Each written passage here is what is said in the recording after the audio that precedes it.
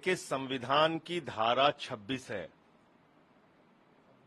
जो धार्मिक स्वतंत्रता की आजादी देता है और ये बाबा साहब डॉक्टर भीमराव अंबेडकर जी का संविधान है जो भारत में लागू होता है।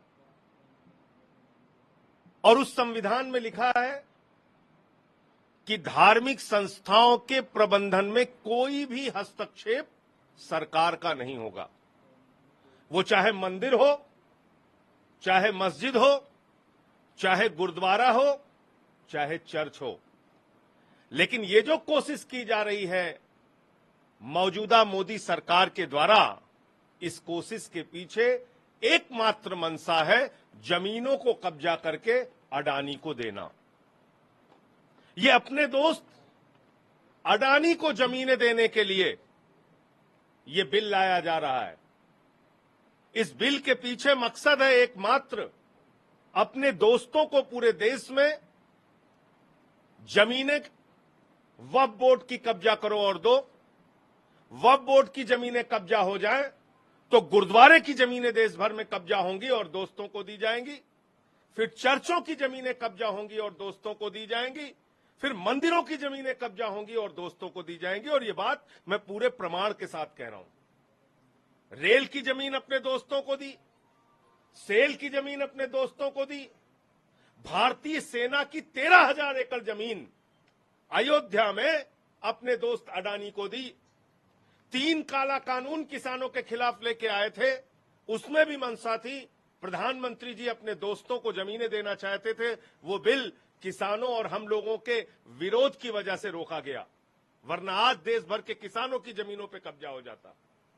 दलितों की जमीनें कब्जा करके दोस्तों को देना है, आदिवासियों की जमीनें कब्जा करके दोस्तों को देना है। तो ये बिल गैर संवैधानिक है, संविधान की धारा 26 के विरुद्ध है और कोई भी बिल संविधान के विरुद्ध नहीं आ सकता। विरोध करेंगे आप इसका?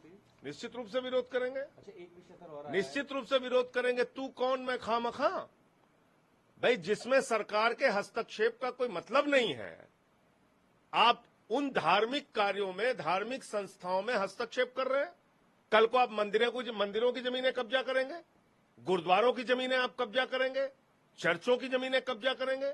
तो जो भारत के संविधान की धारा 26 कहती है, जिसमें धार्मिक संस्थाओं के प्रबंधन की स्वतंत्रता है, धार्मिक अपने सभी कार्यों को अपने धर्म के मुताबिक संपादित करने की स्वतंत्रता है, उसका क्या होगा?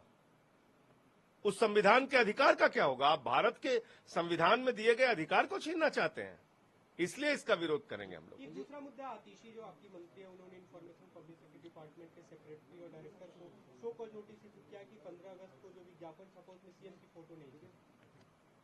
आज की तारीख में दिल्ली के मुख्यमंत्री कौन है? श्री अरविंद केजरीवाल जी। मुख्यमंत्री जी की फोटो क्यों नहीं है? ये प्रश्न पूछना क्या कोई गुनाह है, कोई गलती है क्या? तो ठीक किया आतिशी जी ने। आपका भी मामला है, वो हाईकोर्ट से उस पे सरेंडर करने से स्टे दिया है और आज मामले की सुनवाई। डॉक्टर्स वाला जो मामला चल रहा है, आज डॉक्टर्स फिर आके लगाकर बैठे हैं कि सुप्रीम कोर्ट से कुछ और बड़ी राहत उन्हें दी जाए। देखिए, देश भर में डॉक्टरों की सुरक्षा के लिए एक मजबूत कानून बनना चाहिए। नंबर 1, कोलकाता की घटना सीबीआई के पास है। वो घटना देश को शर्मसार करने वाली घटना है।